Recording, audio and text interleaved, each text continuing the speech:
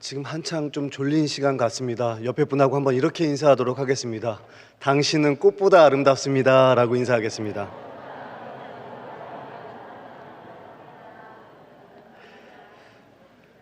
예, 저는 예배하면 한 권사님이 자꾸 생각납니다. 이 권사님은 예배를 참 사모하셨어요. 그리고 예배의 자리에 나와서 아빠 저 왔어요 이렇게 말씀하시며 항상 예배를 사모하시고 예배의 자리에 늘 일찍 오셔서 예배를 드리셨던 분이시죠. 말씀을 전할 때마다 아멘이라고 제일 크게 외치셨고 고개를 이렇게 끄덕끄덕 해주셔서 권사님이 오늘도 저 자리에 나오셨구나 이렇게 알 수 있을 정도로 참 예배를 사모하셨던 권사님이 계십니다. 근데 이분의 마지막 임종 예배를 제가 요양병원에서 제가 말씀을 전하고 그 임종 예배를 드렸지요. 그런데 참 따뜻했어요. 그때 숨이 이렇게 있으셔가지고요. 근데 예배를 드리다가 말씀을 전하고 이제 가장 좋아하셨던 찬송가가 나이 갈 길 다가도록 그 찬송가였거든요. 그 찬송가를 다 부르고 나서 이제 권사님은 하나님의 부르심을 받았습니다. 하나님의 백성들이 마지막에 이렇게 할 수 있는 것이 예배인 줄로 믿습니다. 우리의 인생을 살아가면서 우리는 부족하고 연약하기 때문에 우리가 얼마나 대단한 일을 할 수 있단 말입니까? 그런데 하나님 앞에서 예배자로 살아가시다가 그렇게 이 광야 같은 세상에서 버티시고 견디시고 그 예배자로 하나님의 그 부르심을 받고 또 하나님의 그 은혜를 받고 하루하루 살다 가시다가 마지막에 임종 예배를 드리고 하나님 품에 안기는 것이 성도의 삶인 줄도 믿습니다. 이러한 날이 저와 여러분에게는 반드시 이러한 날이 찾아오리라 믿습니다. 제가 말씀드린 권사님은 예배를 사모하셨어요. 그리고 마지막에 그렇게 임종 예배를 드리면서 편안하게 하나님의 부르심을 받은 것 또한 하나님의 은총이고 또 하나님의 은혜인 줄로 믿습니다. 동일한 은혜가 우리 대구제일교회 가족들에게 함께 임하길 간절히 소망합니다. 오늘 본문 말씀은 이러한 예배에 관한 말씀입니다. 로마서 1장부터 11장까지 우리에게 하나님께서는 교리를 주셨어요. 기독교의 교리를 우리에게 말씀하여 주셨지요. 그 교리의 가장 중요한 내용들은 이렇습니다. 죄의 삭은 뭐예요? 사망이라고 알려주셨어요. 그러니까 모든 사람들은 죄를 짓는다는 것을 우리에게 말씀하여 주셨죠. 그리고 의인은 하나도 없대요. 그리고 그것을 성경은 말씀하고 있습니다. 그래서 우리 모두가 죄인이라는 것을 우리가 알아야 된다는 것이죠. 그리고 우리는 불가능한 존재라는 것을 교리를 통해서 우리는 알 수 있습니다. 그래서 우리에겐 누가 필요합니까? 예수님이 필요하다는 것이죠. 이것이 기독교의 가장 중요한 교리입니다. 또한 교리의 중요한 내용은 우리가 율법으로 말미암아 우리가 죄인임을 깨닫게 된다는 거예요. 600개의 넘는 율법을 우리가 어떻게 지킬 수 있단 말입니까? 그런데 지키려고 의지적으로 노력하면 노력할수록 우리는 그 율법을 다 지킬 수 없고 우리는 죄인이라는 것을 깨닫게 된다는 것이죠. 우리가 죄인임을 드러나게 하는 것이 바로 율법입니다. 이것이 율법의 기능이죠. 그래서 우리가 율법을 지킨다고 구원받는 것이 아니랍니다. 율법을 통해서 내가 죄인임을 알게 된다는 것이죠. 마지막으로 중요한 교리의 하나는 또 하나의 하나님의 의가 우리에게 나타났다고 말씀하고 있습니다. 그 또 하나의 다른 의가 무엇입니까? 스스로 우리는 구원할 수 없기 때문에 또 다른 의가 우리에게 부어졌어요. 그 의를 하나님께서 주셨는데 그 의가 바로 예수 그리스도의 십자가였던 것입니다. 예수님의 십자가의 의가 우리에게 이제 십자가를 바라보고 예수님을 믿고 의지하는 사람들에게 그 십자가의 의가 우리에게 전가된 거예요. 그래서 우리의 신분이 죄인이 아니라 이제는 뭐예요? 하나님의 자녀가 되었다는 것입니다.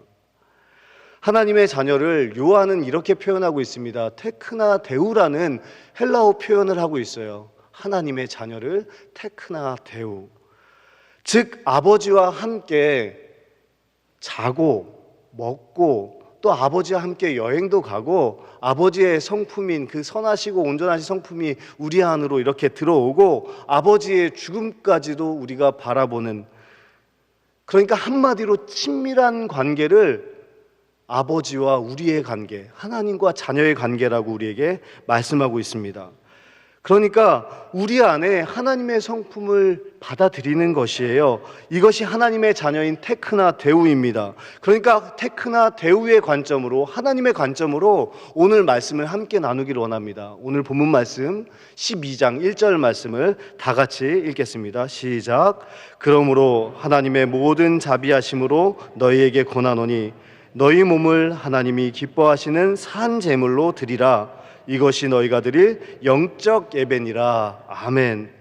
예배에 대한 말씀이 오늘 성경에 기록되어져 있어요. 구원받은 자들, 하나님의 자녀가 된 자들이 첫 번째로 가장 우선순위로 해야 되는 게 무엇라고 말씀하고 있습니까? 바로 예배라고 우리에게 말씀하고 있습니다. 여기서 중요한 것은 예배란 로마서 1장에서부터 11장까지의 이 교리를 믿고 받아들이고 납득이 된 하나님의 자녀들만이 예배를 드릴 수 있다는 거예요. 그러한 자녀들에게만 요구하셨던 게 뭐예요? 예배였던 것입니다. 예배는 우리의 육체가 이렇게 우리의 몸이 교회에 나와서 예배를 드린다고 해서 예배가 아니랍니다. 이 예배를 통해서 내가 죄인임을 아는 거예요. 그리고 율법을 통해서 내가 죄인임을 드러나는 거예요. 그리고 또한 또 다른 하나님의 의인 예수 그리스도의 십자가의 은혜가 내게 부어져서 내가 구원받았다는 사실을 아는 사람, 그리고 하나님과 함께 친밀하게 먹고 마시고 친밀한 교제가 있는 사람, 하나님의 자녀들에게 하나님께서는 예배를 요구하신다는 사실입니다. 그러니까 아무나 예배를 드릴 수 있는 게 아니었던 것이죠. 직분이 있다고 해서요, 교회에 오래 다녔다고 해서요, 예배가 되어지는 것이 아니라 내가 구원받았음을 믿고 또한 십자가를 온전히 바라보는 사람들에게만 이 예배를 요구하셨다는 사실을 항상 잊지 마시기를 바랍니다. 그리고 사도 바울은 오늘 말씀을 통해서 이야기하고 있습니다. 하나님의 모든 자비하심으로 말하노니, 이렇게 고백하고 있어요. 사랑하는 성도 여러분, 하나님의 자비하심이 무엇입니까?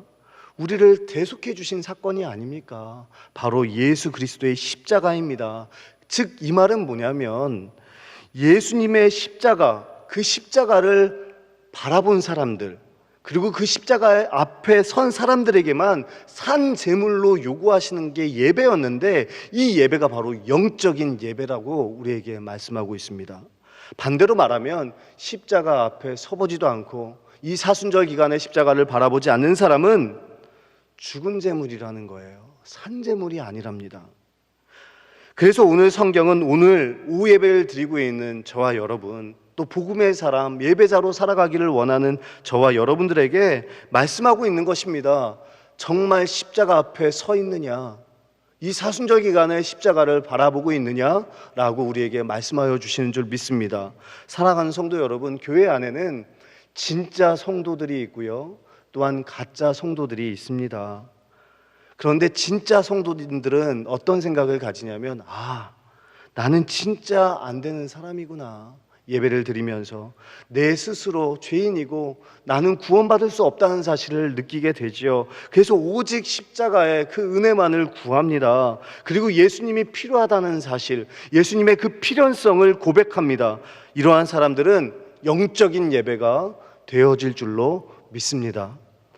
또한 오늘 사도 바울은 너희에게 권하노니라고 말씀하고 있습니다. 여기서 권한다는 말이 참 중요한 말씀입니다. 권하노니, 파라칼로라는 단어인데요, 곁으로 불러서 얘기하다라는 뜻입니다. 곁으로 불러서 이야기할 만큼 중요한 권면이니까 이 말씀을 들으라고 말씀하시죠. 그리고 나서 뭐라고 말합니까? 너희 몸을, 그럽니다. 너희 몸을. 여기서 몸은 소마라는 헬라어인데요, 몸만을 의미하는 말이 아닙니다. 육체만을 의미하는 말이 아니라 너희 몸을 산제물로 드리라는 말은, 그 몸은 우리의 양심, 정신, 의지, 우리의 세계적인 이 세상적인 가치관, 우리의 사고, 전 인격을 다해서, 육체를 다해서 하나님께 그 마음을 다, 온 마음을 다해서 드려라라는 것이죠. 그 온 마음을 다해서 온 정신과 의지와 가치관을 다 동원해서, 육체를 다 동원해서 그렇게 예배하라라는 의미입니다. 그러니까 이 예배는 온전한 마음이었던 거예요. 우리의 마음, 우리의 온 마음을 하나님께서는 받길 원하시는 것이죠. 우리가 완벽하지는 않습니다. 그러나 우리가 어렵고 힘든 일이 있을 때마다, 공고한 일이 있을 때마다 하나님을 향해서 나아가는 마음, 그리고 하나님을 의지하면서 그 예수 그리스도의 십자가를 바라보고 또한 이런 것들이 되어지는 것, 이것이 바로 예배인 줄로 믿습니다. 우리가 진짜 예배자가 되면은요, 어려움이 있을 때마다, 우리의 인생이 공고할 때마다 예배당에 나오게 되어져 있습니다. 가짜로 예배 드리는 사람들은요, 공고하고 힘든 일이 있으면 사람을 의지하죠. 그리고 머리를 쓰지요. 그리고 사람에게 도움을 받으려고 계산합니다. 그런데 진짜 예배자들은, 하나님의 백성들은 힘들고 어려운 날에 예배당에 나와서 예배를 드리는 줄로 믿습니다. 사랑하는 성도 여러분, 인생의 공고한 날을 만나고 있지 않습니까? 코로나를 지나서 우리에게는 항상 걱정과 근심거리가 있습니다. 그런데 예배가 생각나십니까? 그렇게 어렵고 힘들 때 예배의 자리로 그냥 습관적으로 나오는 것이 아니라 예수님뿐이 없습니다 하고 나오는 마음이 있습니까? 그러면 여러분들은 구원받은 백성인 줄로 믿습니다. 목사님, 세상에서 제가 요즘에 너무나도 큰일을 당했습니다. 제가 들어보니까 이 설교 강단에서 말할 수 없을 만큼 공고한 일을 만난 집사님이 계시더라고요. 계속해서 하나의 문제가 있으면은 그걸 이겨낼 수 있는 힘이 있는데, 하나가 지나가면 또 어려운 일이 닥치고, 그 어려운 일이 닥치면 또 어려운 일이 닥치고, 너무 감당하기 어려운, 또 사기도 당하고, 또 부모님도 아프고, 또 사랑하는 자녀도 있고, 제가 말하기가 참 어려워요. 왜냐하면 이 자리에서 눈물을 흘리며 예배를 드리기 때문입니다. 그런데 이렇게 고백하신 집사님이 저에게 한 말씀을 해주셨어요. 제가 할 수 있는 것이 없어요, 목사님. 예배당에 나와서 그저 그냥 예배 드리는 것뿐이 제가 할 수 있는 것이 없습니다. 그렇게 말씀하시는 집사님이 계세요. 또 어떤 권사님은 눈물을 예배 시간마다 흘리는 권사님도 보이시고요. 이 자리에 있어요. 그런데 사랑하는 성도 여러분, 구원받은 백성들은 이렇게 힘들고 어려워도 견디면서 예배당으로 나오는 백성인 줄로 믿습니다. 이것이 우리의 의지로 되어진단 말입니까? 우리의 의지로 되어지지 않습니다. 이것은 구원받은 하나님의 백성들만이 되어지는 현상입니다. 십자가 앞에 선 사람이 산재물이래요. 이것이 영적 예배라고 오늘 성경은 우리에게 말씀하고 있습니다. 그것도 권면하고 있습니다. 강력하게 이야기하고 있습니다. 그리고 나서 2절에서 이렇게 말씀하고 있습니다. 다 같이 2절 말씀을 함께 보시겠습니다. 시작. 너희는 이 세대를 본받지 말고 오직 마음을 새롭게 함으로 변화를 받아 하나님의 선하시고 기뻐하시고 온전하신 뜻이 무엇인지 분별하도록 하라. 아멘. 이 세대는 세상을 얘기하기도 합니다. 그리고 세상의 가치관, 세상의 풍조, 세상의 세계관을 말합니다. 교회와 예배는 세상의 풍조를 따라가지 않는 것이라고 우리에게 분명하게 말씀하고 있습니다. 이것이 예배래요. 세상은 모두 자기 자신을 숭배하라고 말합니다. 인본주의입니다. 자기 자신이 주인이라고, 너 마음대로 해라, 너가 하나님이다, 너가 하나님이 되어야 한다 라고 말하죠. 인간은 이 한계를 벗어날 수가 없습니다. 그러나 오늘 성경은 우리에게 말씀하고 있습니다. 이 세상, 이 세대 본받지 말고 예배를 통해서 세상을 따라가지 말라고 우리에게 권면하고 있습니다. 우리가 예배를 드린다는 것은 세상이 우리 안에 들어오지 못하도록 막는 거예요. 예배를 통해서 문지기의 역할을 감당할 수 있는 힘이 예배라는 것입니다. 우리가 세상 속에 살 때 그래도 하나님, 물질이 진짜 필요하지만 그래도 하나님, 저희들은 하나님을 의지하고 사는 백성입니다 라고 고백하는 것입니다. 세상은 자기 자신을 숭배하지만 나는 하나님을 숭배하며 사는 백성입니다 라고 고백하는 행위가 바로 예배였던 것입니다. 또한 성경은 오늘 본문 말씀을 통해서 마음을 새롭게 하라고 말씀하고 있습니다. 새롭게 한다는 것은요, 예배자의 자리에 나와서 즉각적으로 변화가 일어난다는 뜻입니다. 우리가 예수를 믿으면 즉각적으로 사고방식과 세계관이 이렇게 변하게 된다는 것입니다. 그리고 하나님이 기뻐하시고 온전하시고 선하신 뜻이 무엇인지 분별하는 백성이라고 우리에게 말씀하고 있습니다. 즉각적으로 마음이 바뀌게 되는 것이에요. 예배를 드리면. 그리고 하나님의 뜻을 분별하는 것입니다. 저는 새가족 담당을 하면서 가장 마음에 이렇게 두고 있는 성도님 두 분이 계십니다. 같이 오셨어요, 부부가. 처음에 같이 오셨는데 신앙생활을 그렇게 해본 적이 별로 없는 분이셨어요. 그런데 저희 교회 예배를 통해서 은혜를 받으셨네요. 또 은혜가 부어지니까 사역의 현장까지 나아가네요. 주방에서 어느 날 국수를 삶고 있는 거예요. 그런데 이분이 이제 즉각적으로 이렇게 예배를 통해서 변화가 일어났는데, 사역을 했는데, 그 다음이 더 중요합니다. 수요 예배에 나오시는 거예요. 그리고 금요 예배 때는 가게를 하시는데 8시에 끝나세요. 그러니까 식사도 못 하시고 또 금요 예배에 오시는 거예요. 이 즉각적인 변화가 일어났어요. 그리고 더 중요한 것은 하나님이 기뻐하시는 일, 그리고 하나님이 무엇을 싫어하시는지 그것을 분별하면서 의지적으로 그렇게 살아가려고 노력하시더라고요. 제가 그러면서 참 도전받고 은혜가 되었습니다. 여러분들은 교회에서 예배자로 예배를 드리고 나서 즉각적인 변화가 일어나고 있습니까? 아니면 하나님이 기뻐하시는 일, 또한 이것은 하나님이 슬퍼하시는 일, 그것을 분별하면서 의지적으로 살아가려고 노력하고 계십니까? 오늘의 결론 말씀입니다. 성경에서 말씀하고 있는 이 예배는, 그렇게 중요한 이 예배는 매일매일 일상 속에서 일어나는 예배였던 것입니다. 그냥 한 시간만 교회 와서 뜨겁게 하나님의 스파크가 일어나면서 드려지는 예배가 아니라 우리의 일상의 예배였던 거예요. 한 시간 예배 드리고 저 문 밖을 나가서 어떻게 살아가느냐가 진짜 예배였던 것입니다. 예배가 삶이고 삶이 예배였던 것입니다. 여러분의 직장과 가정과 교회 속에서 이러한 예배자로 살아갈 수 있기를 간절히 소망합니다.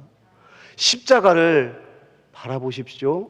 십자가 앞에 서십시오. 그리고 세상의 풍조에 휩쓸려서 살아가지 마시고요. 또한 하나님의 방식을 고수하십시오.